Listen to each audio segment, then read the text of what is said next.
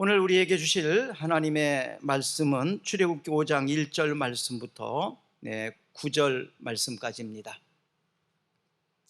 그 후에 모세와 아론이 바로에게 가서 이르되 이스라엘의 하나님 여호와께서 이렇게 말씀하시기를 내 백성을 보내라. 그러면 그들이 광야에서 내 앞에 절기를 지킬 것이니라 하셨나이다. 바로가 이르되 여호와가 누구이기에 내가 그의 목소리를 듣고 이스라엘에 보내겠느냐. 나는 여호와를 알지 못하니 이스라엘에 보내지 아니하리라. 그들이 이르되 히브리인의 하나님이 우리에게 나타나셨은즉 우리가 광야로 사흘 길쯤 가서 우리 하나님 여호와께 제사를 드리려 하오니 가도록 허락하소서. 여호와께서 전염병이나 칼로 우리를 치실까 두려워하나이다. 애굽 왕이 그들에게 이르되 모세와 아론아 너희가 어찌하여 백성의 노역을 쉬라 못하냐. 가서 너희의 노역이나 하라. 바로가 또 이르되 이제 이 땅의 백성이 많아졌거늘 너희가 그들로 노역을 쉬게 하는도다 하고, 바로가 그날의 백성의 감독들과 기록원들에게 명령하여 이르되 너희는 백성에게 다시는 벽돌에 쓸 집을 전과 같이 주지 말고 그들이 가서 스스로 집을 줍게 하라. 또 그들이 전에 만든 벽돌 수요대로 그들에게 만들게 하고 감하지 말라. 그들의 게으름으로 소리질러 이르기를 우리가 가서 우리 하나님께 제사를 드리자 하니 그 사람들의 노동을 무겁게 함으로 수고롭게 하여 그들로 거짓말을 듣지 않게 하라. 아멘.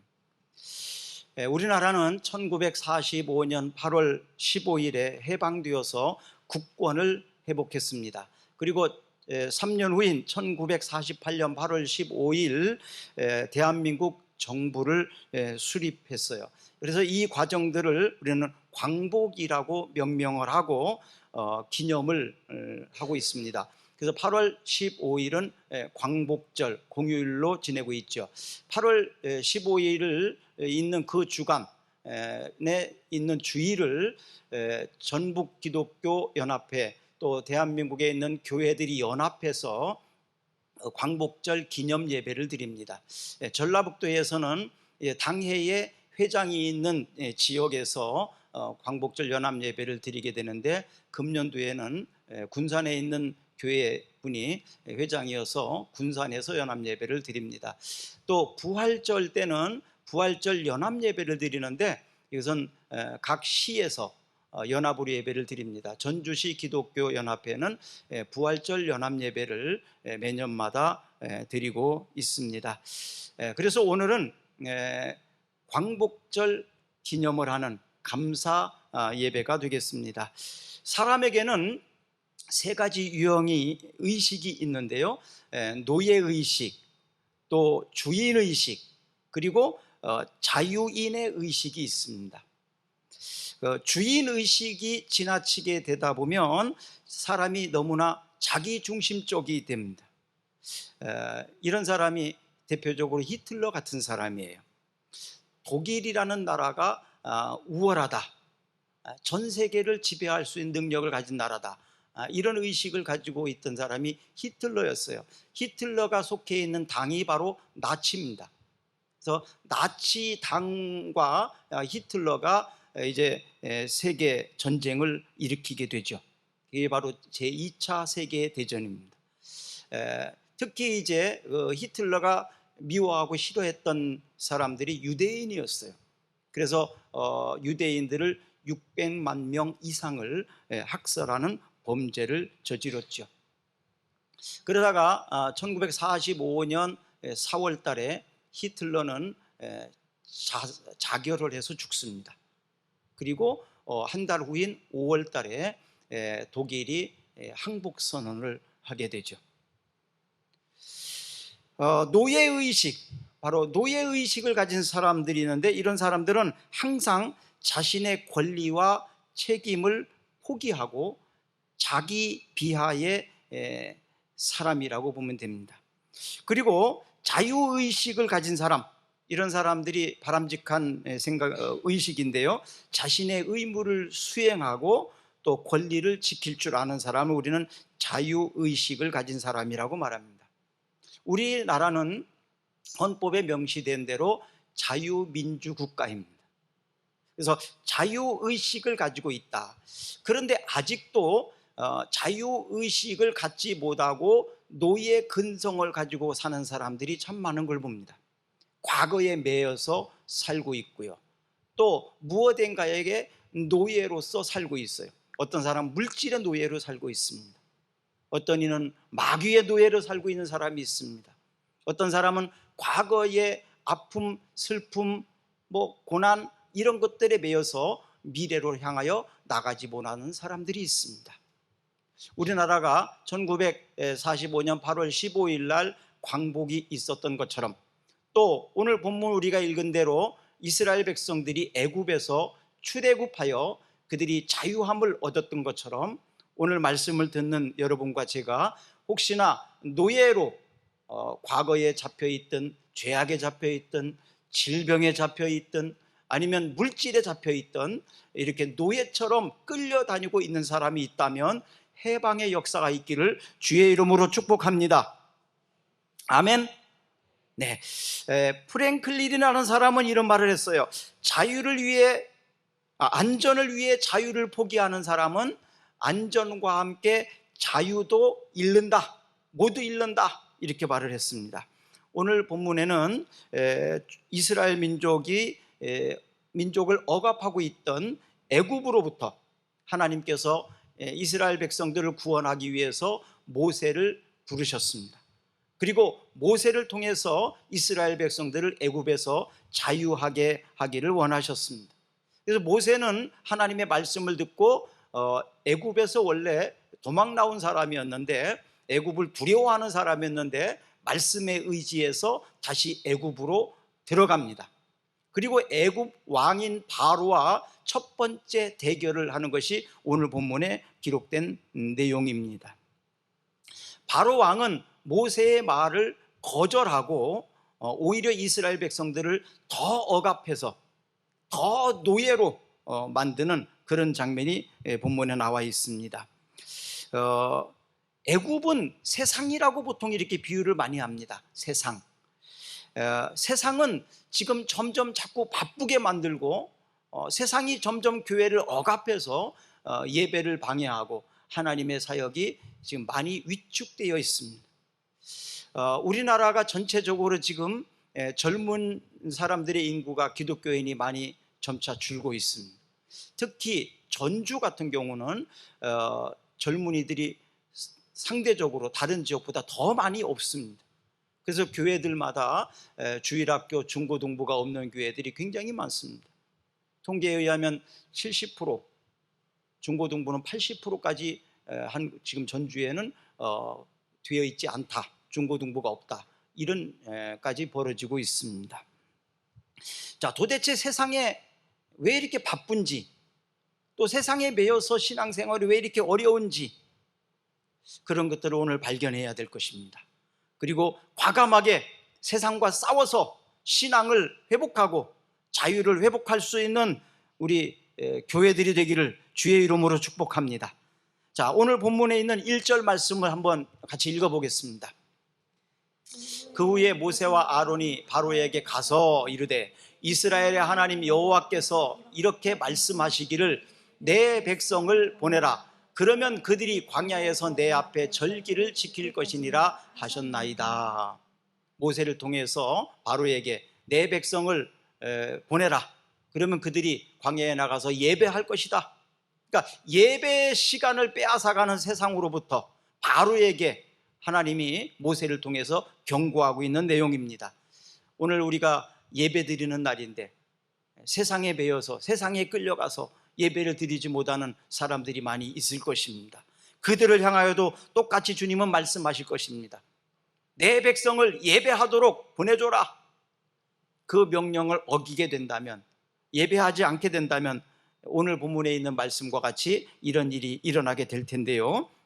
이스라엘 민족과 대한민국의 해방, 독립 운동이었죠. 3월 달에 있는 우리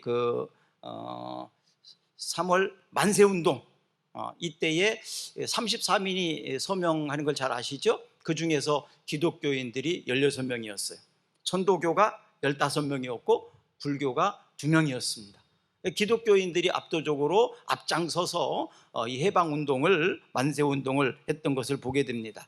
자, 이들처럼 오늘 우리는 모세처럼 좀 용기를 내야 되겠습니다. 그리고 그 용기 낸 것을 행동으로 해야 할 것입니다. 그럴 때에 이들처럼, 모세처럼, 또 만세운동을 일으켜서 해방을 일으켰던 것처럼 의미 있는 우리의 인생이 될 것입니다. 자, 에베소서 6장 11절과 12절에는 이렇게 말하고 있어요. 마귀의 관계를 능히 대적하기 위하여 하나님의 전신갑주를 입으라. 우리의 씨름은 혈과 육을 상대하는 것이 아니요 통치자들과 권세자들과 이 어두움의 세상 주관자들과 하늘에 있는 악의 영을 상대함이라. 예배를 방해하는 것은 단순히 어떤 세상적인 환경이 아닙니다. 또 사람들에 의한 것이 아니라 바로 그 배후에는 어떤 사람들이 있다? 악의 영들이 있다라고 성경은 말하고 있습니다. 또 세상 주관자들이 예배를 방해하고 하나님의 사역을 방해하는 것을 대하여 과감하게 이것은 싸워야 될 일이라고 말하고 있는 것입니다. 육과 혈과의 싸움이 아니라 영적 싸움이다라는 사실을 인식해야 합니다. 모세는 애굽으로 들어간다는 것이 굉장히 어려운 일입니다. 왜냐하면 애굽에서 본의 아니게 살인죄를 저지르고 죽을까 두려워서 광야로 도망 나왔거든요. 그런데 그 애굽으로 다시 돌아간다는 것은 생명을 거는 일입니다. 목숨의 위협을 당할 수 있는 일입니다. 그럼에도 불구하고 하나님의 말씀을 그는 듣고 애굽으로 돌아갔다는 사실이에요. 우리 믿음을 지킨 신앙의 선배들도 그렇게 했습니다. 편안하고 안전한 삶보다는 믿음을 지키려고 했고 신앙을 지키기 위해서 목숨을 걸었습니다. 특히 6.25 때나 이런 때에 보면 예배당을 지키기 위해서 예배당을 불태울 때 함께 죽기도 했습니다. 영광에 있는 두 교회가 있는데 그 교회들은 한 교회에서 모든 성도들을 다 교회에다 집어넣고 불을 질러가지고 어린아이부터 노인까지 다 죽기도 했습니다. 그러면서 신앙을 지켜왔습니다. 또 우리 교단 같은 경우는 일제에 있을 때 신사참배, 많은 교회들이 신사참배를 해도 괜찮다고, 우상이 아니라고 그렇게 말했지만 신사참배는 우상숭배라고 과감하게 선포해서 우리 침례교단 같은 경우는 교단이 폐쇄되는, 교단을 없애버리는 그런 일까지도 만들어졌습니다. 이렇게 목숨을 걸고 우리 신앙의 선배들은 신앙을 지켰습니다. 교회를 지켜왔다는 사실을 알아야 됩니다. 요한복음 12장 24절 말씀에는 이렇게 말하고 있습니다. 내가 진실로 진실로 너희에게 이르노니 한 알의 밀이 땅에 떨어져 죽지 아니하면 한 알 그대로 있고 죽으면 많은 열매를 맺느니라. 그렇죠. 씨가 땅에 떨어져서 죽으면 그곳이 자라서 꽃이 피고 열매를 만들어집니다. 그러나 그 씨가 땅에 죽지 않고 그대로 있으면 한 알 그대로 있게 됩니다. 목숨을 내놓으면 30배, 60배, 100배의 열매가 나타납니다. 신앙은 목숨을 걸 만한 충분한 이유가 있고 가치가 있습니다. 그리고 내가 한 알의 밀알이 되어진다면 나를 통해서 수많은 열매들이 나타나게 될 것입니다.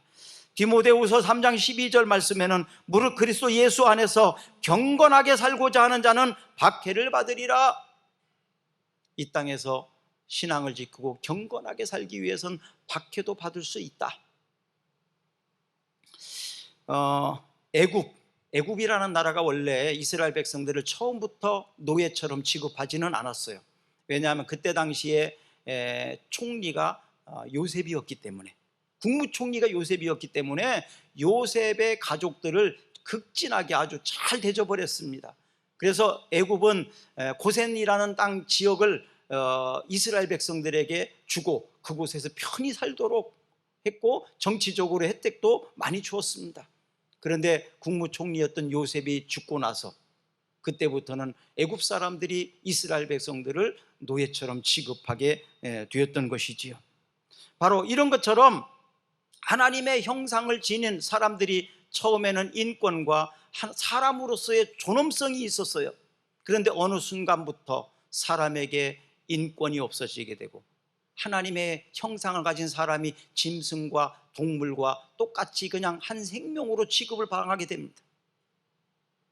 그래서 오늘날 보면 사람의 생명이 그렇게 귀하게 여겨지지 않는 모습을 봅니다.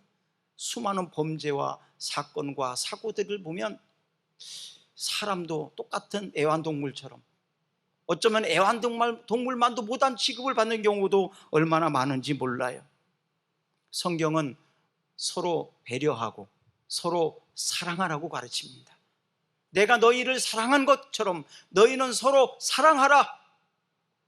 너희 몸을 너희가 사랑하는 것처럼 내 이웃도 내 몸처럼 사랑하라고 말한 것입니다. 이것이 바로 율법이라고 예수님 말씀을 하셨습니다. 일제 강점기 때에는 우리나라 사람들의, 조선인들에 대해서 그들은 민족 말살 정책을 썼죠. 그래서 우리나라 사람들을 종으로, 노예로 만들어 버리려고 했습니다. 그래서 우리 문화를 없애버리려고 하고 우리 글도 없애려고 하고, 그래서 이름도 우리 없애버리려고 했던 것이 바로 일제 강점기였습니다. 마귀라는 녀석은 원래 그렇습니다. 사람의 인권, 사람의 인격을 무시하고 사람도 동일하게 짐승처럼 취급을 하려고 합니다. 사람은 하나님의 형상을 따라 만들었기 때문에 어떤 동물보다도, 어떤 짐승보다도 귀하고 존귀한 것입니다. 한 사람 한 사람이 모두가 귀한 것입니다. 빈부귀천을 떠나서 또 어떤 상황에 있든 한 사람의 생명은 세상의 그 어떤 것보다도 귀하다는 겁니다. 예수님께서 거라사 지방을 가실 때에 한 귀신 들린 사람이 있었어요. 이 사람은 군대 귀신이 들렸다고, 그 사람에게는 2,000마리나 되는 엄청난 군대 귀신이 들어간 것 같아요. 그래서 이 사람은 사람처럼 살지 못했습니다. 그때 그를 불쌍히 여기셔서 예수님께서는 그 사람 속에서 귀신을 내어 쫓게 되죠. 그러니까 그 귀신들이 돼지떼로 들어갔습니다. 돼지떼에게 들어간 그 돼지들은 전부 들어가서 물살을 당하게 되죠. 그러니까 이것을 안 동네 사람들이 예수님을 그 마을에서 쫓아내셨습니다. 왜냐하면 돼지떼가 사라진 것, 그것이 더 귀했던 것이죠. 한 사람의 생명보다도 돼지 2,000마리가 더 귀했다는 거예요. 어쩌면 오늘날 우리 시대에도 한 사람의 생명을 그렇게 취급당하는 때도 많이 있습니다. 한 사람 한 사람이 어떤 사람이든 소중하고 귀한 것입니다. 요한복음 13장 34절과 35절 한번 읽어봅니다. 같이 읽습니다. 새 계명을 너희에게 주노니 서로 사랑하라. 내가 너희를 사랑한 것 같이 너희도 서로 사랑하라. 너희가 서로 사랑하면 이로써 모든 사람이 너희가 내 제자인 줄 알리라. 우리가 서로 사랑하면 우리가 하나님의 자녀라는 것, 하나님의 사람이라는 것을 알게 될 것이다. 반대로 말하면 우리가 사랑하지 않는다면 사람들은 우리를 인정하지 않을 거라는 거죠. 우리가 하나님의 자녀이고 하나님의 사람이라는 것을 인정하지 않는다는 얘기입니다. 하나님 앞에 인정받고 사람들에게도 인정받기 원한다면 사랑해야 된다는 얘기입니다. 출애굽기와 또 8.15 광복절을 비교해서 오늘 제목을 정했는데요. 하나님께서 노예 생활로부터 우리를 회복한 날, 인간의 존엄성을 회복시켜 준 것, 이것이 비슷한 점입니다. 애굽의 노예였던 이스라엘 백성들을 자유하게 하셨다. 또 8.15 광복을 통해서 일제의 강점기에서 우리의 신앙도 잃어버리고 우리의 문화도 잃어버리고 우리의 이름도 잃어버리고 일본의 노예처럼 살아야 되는데 하나님께서는 우리를 해방시켜 주셨다. 이것은 이스라엘 백성들이 애굽에서 스스로의 힘으로 애굽을 이기고 나온 게 아닙니다. 탈출한 것이 아니었습니다. 하나님의 은혜였죠. 마찬가지로 1945년 8월 15일 우리 대한민국이 일본으로부터 해방받은 것도 우리의 힘으로 한 것이 아니었습니다. 이것은 하나님이 하신 일이었습니다. 이스라엘 백성들이 애굽에서 바로 왕이 놓아주지 않을 때 모세를 통해서 하나님께서는 10가지 재앙을 내리셨죠. 더 정확하게 말하면 모세의 형 아론을 통해서 3가지 재앙을 먼저 보냈습니다. 먼저 나일강이 피가 된 것, 그리고 나일강에서 개구리가 올라온 것, 그리고 이의 재앙, 이 3가지는 아론을 통해서 하신 재앙입니다. 그리고 파리와 가축, 그리고 마지막에 있는 장자 재앙, 이것은 하나님이 직접 하신 겁니다. 그리고 모세를 통해서 한 것이 악성 종기, 또 우박, 메뚜기, 흑암, 이런 것은 모세를 통해서 하나님이 재앙을 내리신 거죠. 이렇게 해서 10가지 재앙을 내릴 때 마지막 처음 난 것이 다 죽는 엄청난 일이 일어났을 때 결국 바로와 애굽은 두 손을 들고 이스라엘 백성들을 보내줬던 겁니다. 그러면 2차 대전 1945년 때는 어땠습니까? 독일이 또 일본이 전쟁을 일으켰잖아요. 독일은 45년 5월 달에 항복했다고 그랬고요. 일본은 8월 달에 항복을 했는데, 일본이 원래 여러분 잘 아시는 대로 히로시마에 원자폭탄을 떨어졌죠. 근데 한 번 떨어진 것 갖고 그들이 항복하지 않았어요. 어디서 떨어졌습니까? 나가사키의 원자폭탄, 그 펜맨이라는 그 폭탄이 떨어져서 위력이 사실은 좀 더 약했지만 피해가 컸거든요. 그러니까 그들이 이제는 일본도 항복을 하게 된 겁니다. 그래서 결국 8월 15일 광복을 맞이하게 된 거죠. 악이 세상에서 승리하는 것 같지만 반드시 정의가 승리합니다. 왜냐하면 하나님이 정의이시고 진리이기 때문에 그렇습니다. 하나님이 계시지 않는다면 악이 승리하겠죠. 세상이 마음대로 할 수 있겠죠. 그러나 역사를 전체적으로 주관하시는 분은 하나님이십니다. 이스라엘 백성들이 애굽에서 너무너무 힘들 때 하나님을 찾고 부르짖었을 때 하나님은 그 소리를 들으셨습니다. 일제시대 때 기독교인들이 하나님 앞에 부르짖고 기도했을 때 하나님께서는 그 소리를 들으셨습니다. 그리고 하나님께서 역사해 주신 것입니다. 십자가에 못 박혀 돌아가셨을 때 사람들은 이겼다고 말해서 생각했을 거예요. 마귀도 환호 소리를 쳤을 거예요. 우리가 이겼다고. 그러나 십자가에 못 박혀 죽으신 예수님께서는 사흘 후에 부활하셨습니다. 그래서 승리의 모습을 우리에게 보여주셨습니다. 그 예수님께서는 요한복음 16장 33절에 이렇게 기록하고 있습니다. 이것을 너희에게 이르는 것은 너희로 내 안에서 평안을 누리게 하려 함이라. 세상에서는 너희가 환난을 당하나 담대하라. 내가 세상을 이기었노라. 아멘. 세상에서 우리의 힘은 연약합니다. 권력도 없습니다. 여러 가지 제도적으로 기독교인들이 어렵습니다. 그러나 담대하라. 내가 세상을 이겼다고 말씀하신 주님의 말씀을 힘입어서 우리는 세상에서 담대할 수 있습니다. 그리고 당당하게 맞설 수 있습니다. 요한일서 5장 4절에 보면 또 이렇게 기록합니다. 무릇 하나님께로부터 난 자마다 세상을 이기느니라. 세상을 이기는 승리는 이것이니 우리의 믿음이니라. 아멘. 요즘에 많이 생기는 것이 우울증이라고 그래요. 우울증. 저는 이 우울증은요, 믿음으로 극복할 수 있다고 봅니다. 이것은 뭐 병원에 갈 필요도 없다고 생각합니다. 사람을 우울하게 만드는 거, 패배의식 속에 만드는 거, 이것은요 믿음만 가지면 얼마든지 정신 차릴 수 있게 만드는 것입니다. 자, 혹시 이 시간 마음이 우울하신 분 계시다면, 패배의식 때문에 나는 아무것도 못해, 이런 의식을 가지고 있는 분이 계시다면, 오늘 이 말씀이 주시는 대로 내가 세상을 이겼다, 그리고 세상을 이기는 것은 믿음이니라, 이렇게 말씀하신 대로 여러분들에게 이 믿음이 있기를 주의 이름으로 축복합니다. 그리고 우울증을 극복하시기를 바랍니다. 자신감도 극복하시기를 바랍니다. 주님이 나를 도와주시는데, 주님이 내 뒤에 있는데 뭘 걱정하십니까? 승리하게 하실 줄로 믿습니다. 아멘. 우리 꿈사랑교회가 15년 동안 오신 그 걸음을 알고 계시지 않습니까? 패배한 것 같고 다 끝난 것 같았지만 어땠습니까? 하나님이 여기까지 인도하셨지 않습니까? 에베네셀의 하나님을 찬양합니다. 8.15 광복, 이것도 우리의 힘으로 한 게 아니라고 말씀드렸어요. 하나님께서 하셨던 것입니다. 그 원자폭탄이 떨어지지 않았다면, 하나님이 하시지 않았다면 우리는 아마 일제에게 노예로 살 수밖에 없었을 거예요. 6.25 한국전쟁도 우리의 힘으로 적을 물리쳤습니까?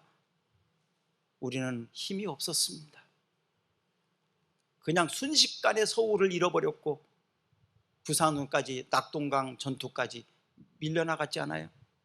이제 마지막 남은 그 한 개의 도시밖에 없었는데 극적으로 연합군들의 도움과 인천 상륙작전이라는 걸 통해 가지고 한국전쟁에서 승리할 수 있었던 것, 이건 우리의 힘이 아니었습니다.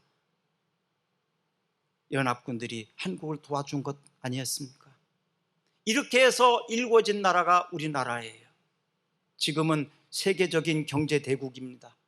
군사력 측면에서도 세계에서도 손가락에 꼽힐 정도로 우리나라의 경제력, 군사력은 힘이 있습니다. 세계 잼버리가 부안에서 있었는데 많은 사람들이 위기라고 말했지만 그래도 한국 사람들은, 국민들이 또 똘똘 뭉쳐서 해내지 않습니까? 이런 능력을 가진 나라가 우리 대한민국입니다. 여기까지 도우신 하나님의 은혜, 에베네셀의 하나님을 찬양합니다. 오늘날 불의와 부정이 상식이 되어버렸습니다. 불의와 부정이 상식이 되어버렸어요. 그것이 생활화되어 버렸어요. 예배를 드리지 않아도, 하나님을 떠나도 잘 사는 것처럼 되어버렸습니다. 불과 얼마 전 이야기, 몇 년 전의 이야기입니다. 우리나라가 얼마나 어려웠었는지 그때를 살아본 사람들은 알 거예요. 하나님의 은혜가 아니었으면 우리나라를 향한 수많은 원조하고 우리나라를 도운 사람들이 다 기독교인들이었어요. 그들이 한국을 가슴에 품고 하나님이 그들에게 감동을 주셔서 한국을 위해서 희생하고 도왔고 기도하고, 그렇게 해서 우리나라가 세워진 나라입니다. 어떤 사람들이 우리나라를 도왔습니까? 도운 사람들을 다 찾아보세요. 대부분이 다 기독교인들이었어요. 기독교가 들어와서 우리나라 이만큼 만들어 놓은 거예요.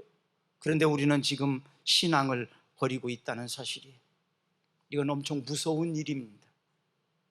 미국이라는 나라도 기독교가 있기 때문에 든든히 서 있는데 교회를 떠나기 시작한다면, 예배를 떠나기 시작한다면 그 나라도 위험해질 수 있습니다.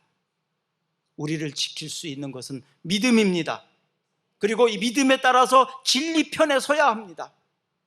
애굽은 세상을 의미하죠. 세상은 우상을 의미하기도 합니다.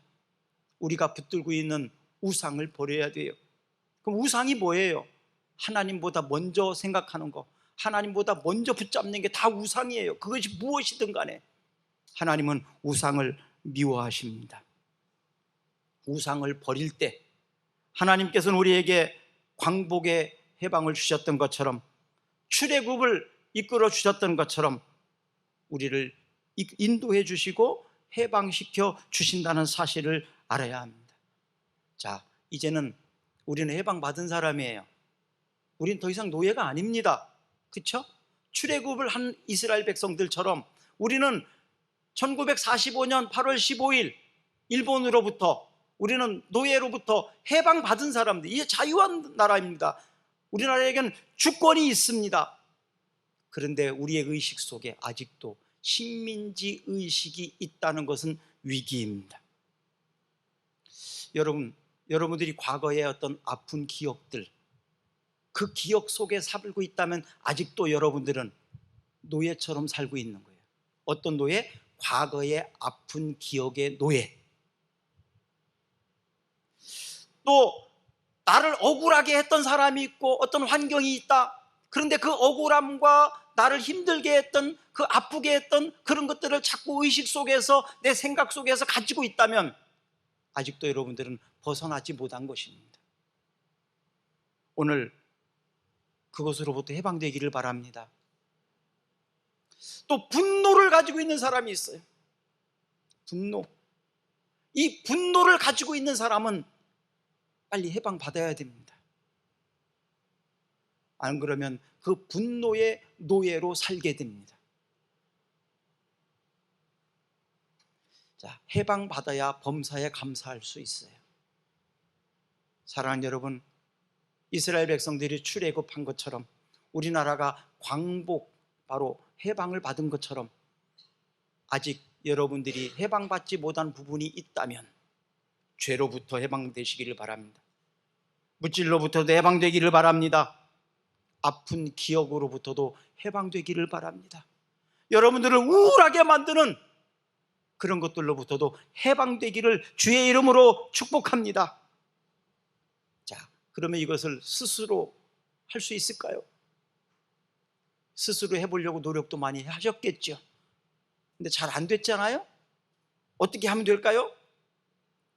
모세와 같은 사람, 또 8.15 해방을 일으켜 주셨던 하나님의 은혜, 결국 우리의 믿음이라고 말하고 있습니다. 사랑하는 여러분에게 하나님의 은혜가 임하셔서 여러분들에게 믿음을 주시고 성령께서 역사하셔서 자유하게 되기를 축복합니다. 진리가 우리를 자유하게 하십니다. 자, 이 시간 잠시 눈을 감고 한번 조용히 기도합시다. 하나님, 애굽에서 노예 생활을 했던 이스라엘 백성들을 불쌍히 여기셔서 은혜를 베풀어 주셨던 것처럼 우리나라가 일제 식민지 속에서 노예처럼 살 수밖에 없을 때 하나님 우리를 불쌍히 여기셔서 은혜를 베풀어 주셨던 것처럼 하나님 우리나라에, 또 우리 가정에, 우리 각 개인들의 마음속에 역사하셔서 은혜를 베풀어 주시옵소서. 불쌍히 여겨 주시옵소서. 이제는 저들의 해방받게 하옵시고 범사에 감사하며 살게 하여 주옵소서. 다시 노예가 되지 않도록 하나님 역사해 주시옵소서. 나는 선한 싸움을 싸우고 나의 달려갈 길을 마치고 믿음을 지켰으니 이제는 후로는 나를 위하여 의의 면류관이 되었다는 사실을 믿게 하시고 우리의 재판장 되시는 주님께서 판단하실 것임을 알게 하옵시고 믿음 위에 서게 하시고 진리 편에 서게 하시옵소서. 세상의 불의와 부정으로 얼룩되어져 있는 이것을 극복하고 이것을 타개해 나갈 수 있는 우리의 믿음과 신앙이 되게 해 주옵소서. 세상을 넉넉하게 이기는 교회가 되게 해 주시옵소서. 예수 그리스도의 이름으로 기도드리옵나이다. 아멘. 우리 다 같이 일어나셔서 찬양합니다.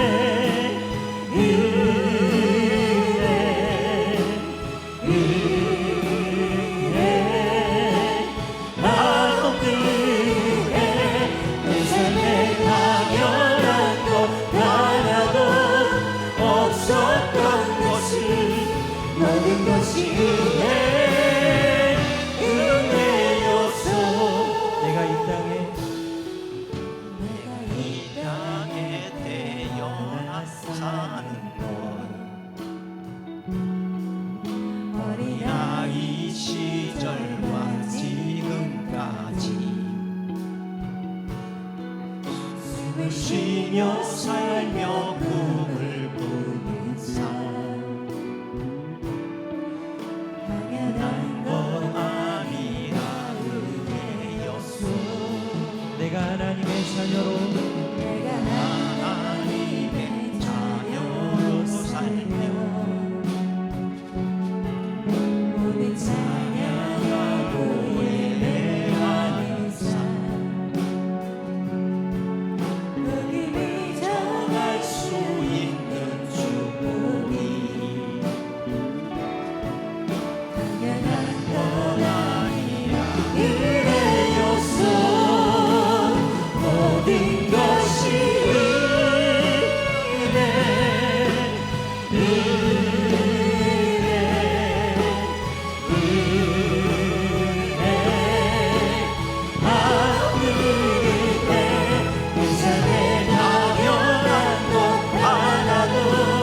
없었던 것을 모든 것이 은혜였소.